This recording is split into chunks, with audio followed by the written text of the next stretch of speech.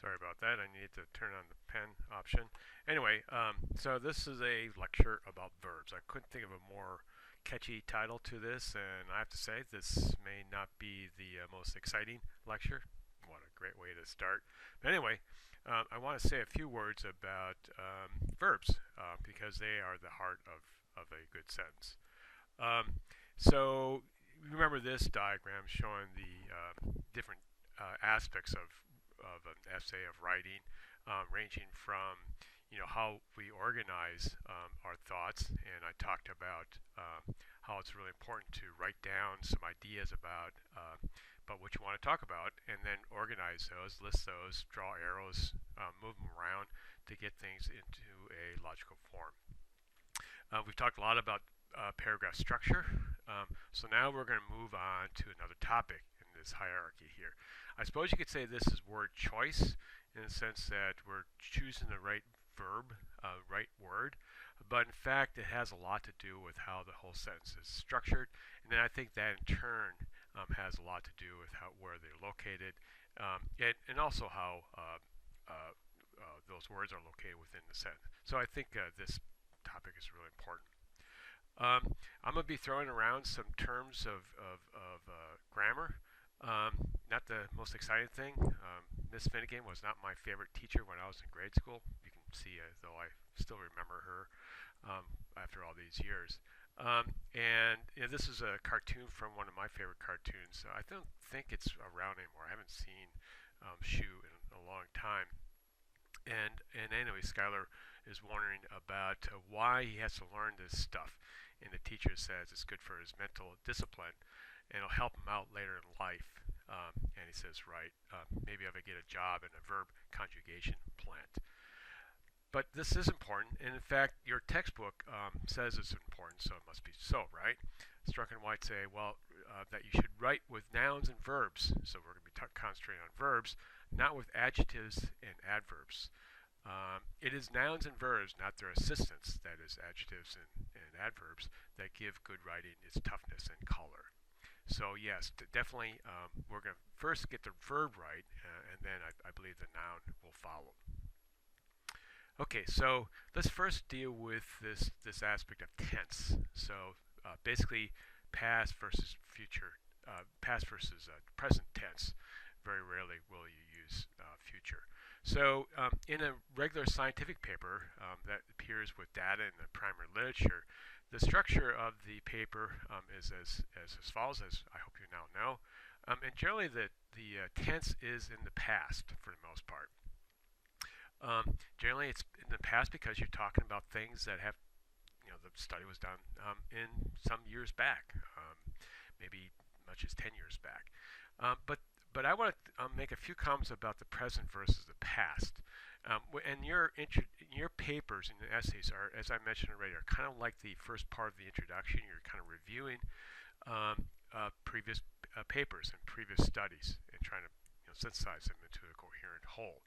So you will be using, for the most part, past, but sometimes the present, and perhaps occasionally in the future when you're talking about the need for future work, if that's appropriate for your essay. So let's talk a little bit about this, the difference between the past and the present, and consider two sentences here. One, the marsh grass Spartina alteriflora grows tall in marshes surrounding the Delaware Bay. Second sentence, Smith et al. Reported that the marsh grass Spartina grew tall in, so it's a past tense, right? Grew versus grows. Same, it seems to be saying the same thing, right? But there's a difference in the feeling that's given by these two sentences. So I would argue that that the present tense kind of indicates things that are pretty well accepted. It just grows there, right? Well, everyone knows that. Whereas the past in this case kind of gives the possibility that maybe not quite true that it grows tall in these marshes. So generally you'll use the past tense when you're talking about specific studies, but when you want to talk about something that's really widely known, perhaps you don't even need to give a reference for it. We talked about it already. You don't need to give perhaps a reference or cite a previous study for things that are pretty well accepted and understood. And those are things that you see in textbooks, for example, or or yeah, textbooks are perhaps the best example. So perhaps for those you're going to use the present tense. But then when you start getting into the into the tall grass or the weeds or into the details and talk about specific studies, you're going to be using the past tense. Okay, so that's past versus present tense, and as I mentioned, sometimes you're going to be using the future.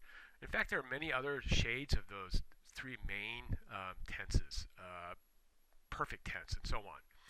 I won't try to go over what those different things are. If you've ever learned another language, like I'm still trying to learn Spanish for the last 30 years or so. No, I haven't been married to my Costa Rican wife for that long. But anyway, you'll learn these different verb forms, but we won't go over them. You'll be happy to know. But anyway, these are different ways of saying these. In this case, for the most part, present tense, right? Begins, follows the text. Those are all present tense. Demonstrated is past tense. These are more complicated ways of saying the same thing. And generally, you can get by without using these more complicated, what this author here calls the buried verbs. Is beginning, is following, is used to detect, had been demonstrated. It's stronger, simpler to just say begins, follows the text, and demonstrated. Now, is there a difference between the two in the sense? Is there a nuance that's lost by going with begins, follows, and the text? Yeah, and there will be times when you do need to use these more complicated forms, but for the most part you don't. For the most part you don't. So in short, use a simple past and present, and those occasions when you have to use the future. This is another example, and we're going to go over this again. Where the verb is actually made into a noun, and we'll talk about this more. But let's deal with this example now. Made arrangements for. Made is a horrible word for most part. It's overused in science. Measures are made. Why don't you just measure it? So you don't need to say that. Just go for arranged, decided, made the decision, just decided. Perform the development for, developed. So it's shorter. Notice it's shorter, more concise, and it's stronger. Makes much more. It's a more vigorous sentence. So generally, these shorter sentences, these more concise sentences, they may not necessarily be shorter, are stronger and more powerful. Okay, let's just go over a few examples. This is a very common thing. Weak fish growth was dependent on oxygen concentrations. What's a better way of saying that rather than was dependent? We're making the verb, I mean the whole thing is a verb, but we're making it a bit more complicated than needed, right?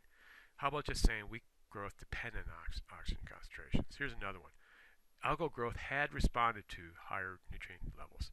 So here's an example where we're talking about a bit more complicated version of the past tense.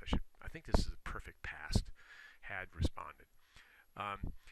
What's a better way of saying that? Just responded. Okay, so again, is something lost by going with that? Yeah, and maybe you will need to use the had in some cases, but try it out. Try the sentence without it first, and then see if you have to put it back in.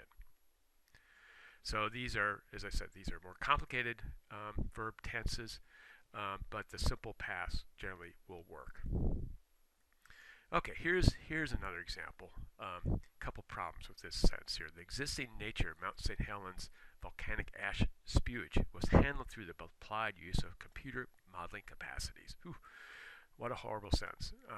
Everyone remember what Mount St. Helens was? Or I guess there's still remnants of it. It was this volcano in Oregon. Was it Oregon? No, in Washington. That basically exploded. And everyone saw it coming. There was only a few people that refused to get off the mountain and were killed by the explosion of the volcano. Anyway, so it's about modeling this ash coming out of Mount St. Helens. So why is it bad? Some couple tip-offs was handled. Spewage, it's a noun where we'll see in a moment that a verb could be made out of that. Through the applied use of computing modeling capacities. What a mouthful. So was handled. It's a passive. We're going to talk about passive in a minute. Weak nouns, the textbook mentioned about you have to have good nouns as well as good verbs. And it's also very wordy. It just kind of comes off as being, just way more words to say a relatively simple thing about modeling this ash coming out of the volcano. So here's a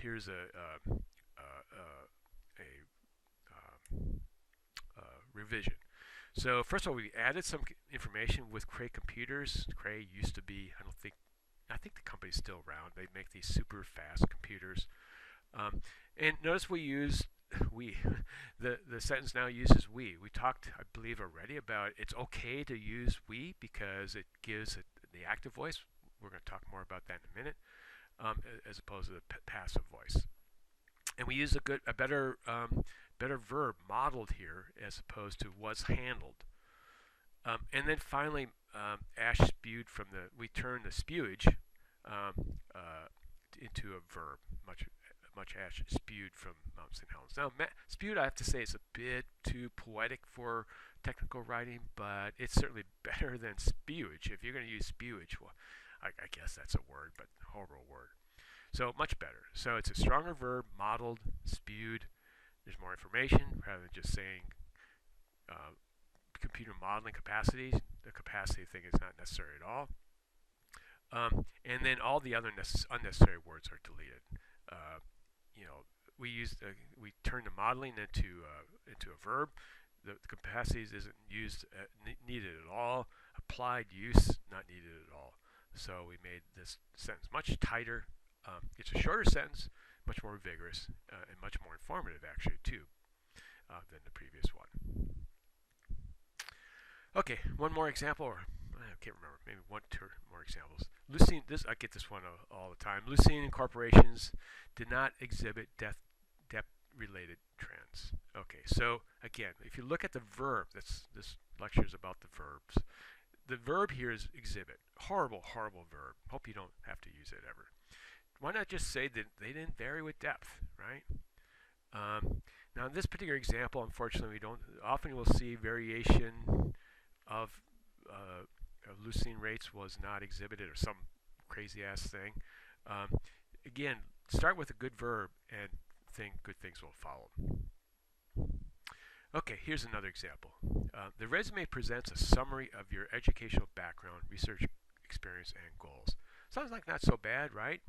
But if you look here, the verb is not the best, right? And then you have another word right that follows it that could, you'll see in a moment, be a pretty good verb in its place. And we'll, again, have another separate lecture. I thought about including this problem of turning verbs into nouns in this lecture, but I thought to spare you from that, I'll talk about that in a separate lecture. So better, the resume summarizes. So now we've turned that noun into a verb, got rid of the presents it says much more concisely, much more vigorously than presents a summary of. I don't think there's anything lost. There's occasionally sometimes you lose some nuances by eliminating verbs, eliminating words, but in this case I don't see anything lost at all. Or another one I think it would be fine is a summary of your. So the presents is totally not necessary. Okay, so this is another application of the KISS principle. Everyone remember the KISS principle? Keep it simple, stupid. So in other words, keep the verb form simple, simple present, simple past. Words also you want to, for the most part, keep it simple. And we haven't talked about sentence structure, but we will soon. And generally the message is the same there, keep it simple.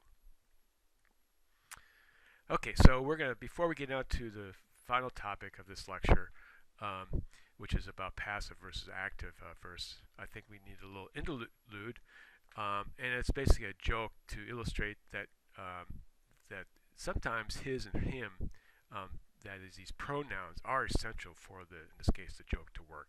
More generally speaking, we talked about the need to make sure that it's clear who his and him are, or they, or it, and so on. And one piece of advice is to generally, put the words in this case, it's going to be Stanley Goldfarb, and then see if you can get rid of them and still have the sentence make sense. So as this guy died, and they're all gathered there for the evening prayers and mourning, and then when the time comes from the mourners to eulogize him, no one stirred, and after several minutes the rabbi was getting anxious.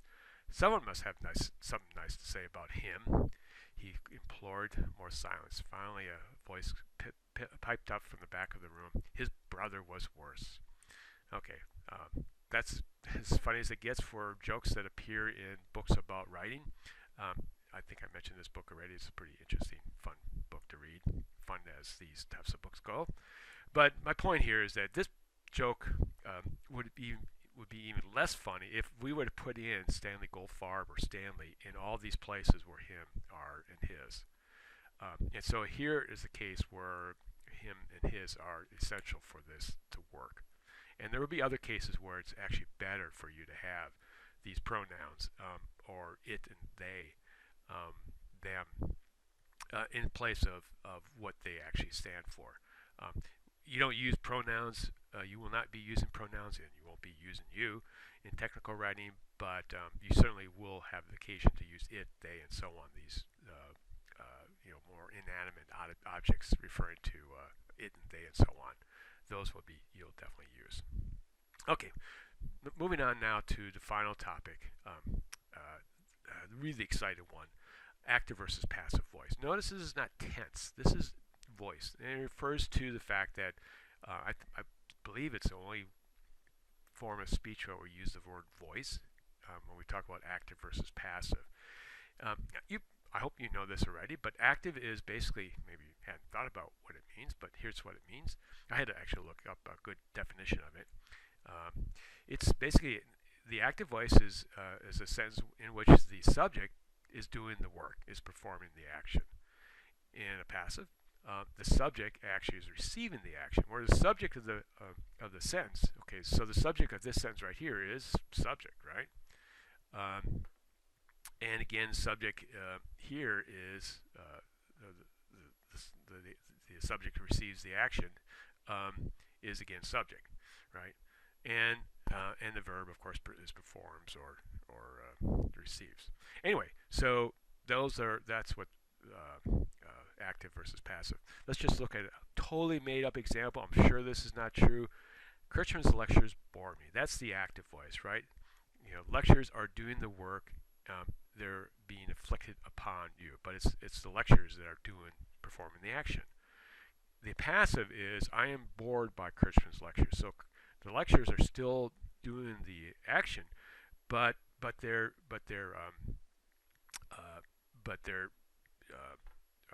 being inflicted upon you. So that's the passive here. Something's happening to you in this case, but it's being done by the lectures. Okay, let's look at some other examples. But again, generally, the general piece of advice is use the active when possible and appropriate. So generally, try the active first, and then if that doesn't seem to work, and we'll at the end we'll consider a couple examples or one example of where you should be using the passive. But generally, try the active first. So let's consider this case of the voltage was given on the oscilloscope. Now you probably haven't heard about what an oscilloscope is, or maybe you have. But anyway, here's a little diagram of it, and basically it's an instrument to measure properties of electrical currents. I thought they all were CRT screens, made of CRT screens, cathode ray tube machines. Those CRTs used to be what were the guts of a TV, but you don't see those, of course, with flat TV anymore. You only see these CRT TVs in the woods, at least in Sussex County, when people dump their junk illegally. Anyway, so the voltage was given on the oscilloscope. So the voltage, something's happened to the voltage. It's being given on this oscilloscope. So that's the passive. So what would be active versions of this? And this is where, you're looking for a more vigorous word, but now you have to be a bit, what do you really want to say? What's actually happening to the voltage? What's the oscilloscope really doing? Is it displaying it? Is it measuring it? or is it calculated? And here's where we have to know a bit more about the science or engineering, I guess, to figure out what's the best word here. I really hate displayed, another overused word in science, but that may be the best description for what's happening, because there you see the voltage right there. Um, so maybe that's better than measured and calculated. Anyway, the real answer there, which one of these three is best, depends on us knowing more about the, well, I was about to say the science, but it's really an engineering problem. Okay, here's another example. A new process for eliminating nitrogen oxides from diesel engines is presented. Passive, right? Something's happening to the process. Flow tube experiments to test this process are discussed. Again, something's happening to those experiments. They're being discussed. A chemical reaction scheme to account for this process is proposed. Again, something's happening to this scheme is being proposed. So one revision is just to turn all those sentences around, basically. And here we have to introduce some new words to give a bit more explicitly what the subject is. This paper presents, and then we performed the experiments, and then we developed. And I think when I got this out of some book about writing, and when I looked at this, I said, well, okay, that solves the problem of the passive voice. They're all now nice active, but it's kind of a little bit repetitive to have the to test this process, to explain this process. So let's do one more revision. So here's the revision again. This is now getting a bit past the topic of active versus passive. To test this process, we performed experiments in flow tubes. Okay, so that's what we did before. And now, I think this is a little bit better. This paper presents a new process. To test this process, we performed experiments and developed a scheme of chemical reactions to explain the results. Maybe not quite right as I look at that. Anyway, getting into more past the topic of active versus passive. As I look at this revision now, I realize it's not quite correct in terms of what's happening. I mean, is the development of the scheme part of the testing of the process? That's what I see wrong with this particular revision. Another example, and what you see often, realize now I'm missing the quotes, is have been observed or has been found. We'll see it in a minute. These examples came to a book that I discovered a couple of years ago, Williams, 1990. Actually, I literally discovered it like 2 years ago, last time I taught the graduate level course for writing scientific papers. Excellent book, and you're going to be hearing more from it. Anyway, have been observed, used a lot in science, right? And often it's just totally unnecessary and leads to very flabby sentences. High divorce rates have been observed and to occur in parts of the Northeast that have been determined. So there's two of these complicated verb forms: have been observed, have been determined, and they're also passive.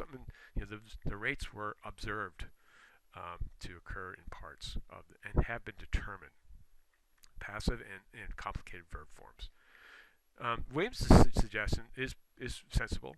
High divorce rates occur, so something now, they're doing something now in parts of the Northeast that have especially high, especially low population densities. So they just got rid of completely the have been determined. I would say even a better version is simply to say divorce rates are high and get rid of the occur. Another overused word in science. As I mentioned, another version is have been found. So here's an example. Regular periods of drought and precipitation have been found to coincide with cycles of sunspot activity. So we can get rid of this completely. They have been found, and just write simply coincide with the cycles of sunspot activity. Now, is there something lost by having that? And yeah, that's the problem. Maybe there is, because what's the sense of this sentence versus this sentence? It's this one gives a bit of doubt that this study found And whereas this one kind of, as I mentioned before, it's the present tense. It's a kind of almost a statement of fact. Whereas maybe we don't want to give it that much certainty and that much idea that it's so well established. And this is a really important aspect of technical writing that may distinguish it from other types of writing. In the newspaper, often things are stated without any qualifications. And it's one of the things that's the lay public is driven mad, to use a passive, is driven mad by scientists in general, is that they always hedge things, right? They're always saying, well, maybe it's a chance of that happening, maybe it's not quite 100% true. And well, that's what science is. It's not dealing with certainty.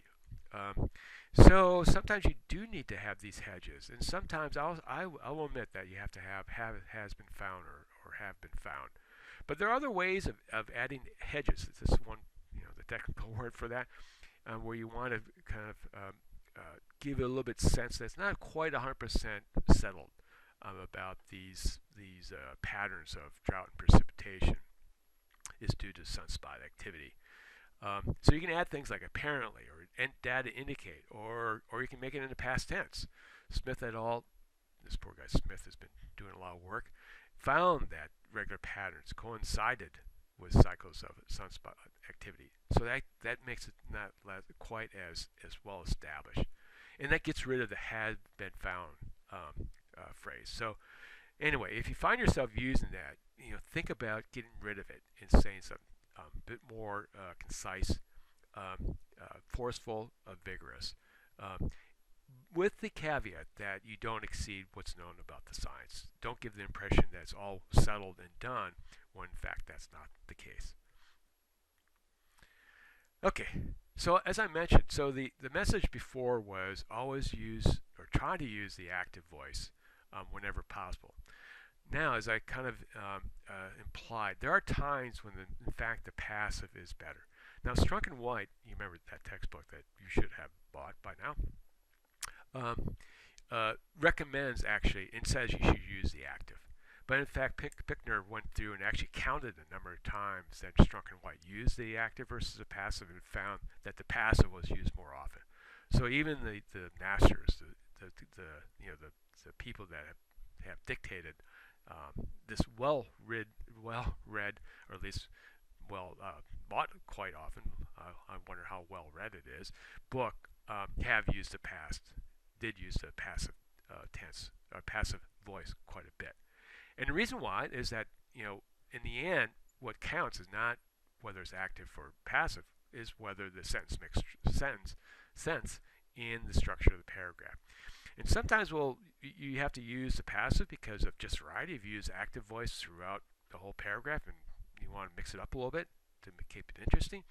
But I think even better argument is when it facilitates flow from one part of the sentence to another, or one sentence to another, and one paragraph to another. And we're going to come back to this later when we talk about flow and cohesion between sentences and then between paragraphs in a section of your essay. But let's just give one example of this. So consider two sentences. Bees make honey. Two very simple sentences. Honey is made by bees. Which one is active versus a passive? I'm going to make this a exercise, I think. So I'm not going to write anything on this. Well, actually, I think I can write on it because if you're listening to the lecture, you can see my writing. But if you just look at the PowerPoint, you won't see the writing, right? So, of course, this is the active, right? The bees are doing something to the honey. The bees, simple subject, verb, and that's honey is what's called the direct object. Okay? Honey is made by bees. That's a passive, obviously, right? So something is happening to the honey. It's being made by the bees. So what we just said would dictate that we should use the first version, right? The active. Bees make honey. But what if your paragraph is about honey? Would you want this first sentence? And that's a leading question. No, bees make honey implies that the rest of the paragraph is to be more about the bees. Now, to make it really flow, you want to have something about the honey, but it'd be more about the bees, right? So the bees are number one there. But the second sentence is a passive. But what do you expect to hear more about? Maybe you're going to hear more about bees, but you're definitely going to hear more about honey, right? So first one, bees make honey. Bees also buzz around flowers and they sting other people. Bees, bees, bees, bees, bees. Honey is made by bees. Honey is also used with jam to make good sandwiches. Honey can be used as a sweetener in cooking. I don't know. It's going to be more about honey in the second one, more about bees in the first one. So the message is definitely try to use the active whenever possible, but there are cases where the passive is the better voice to use.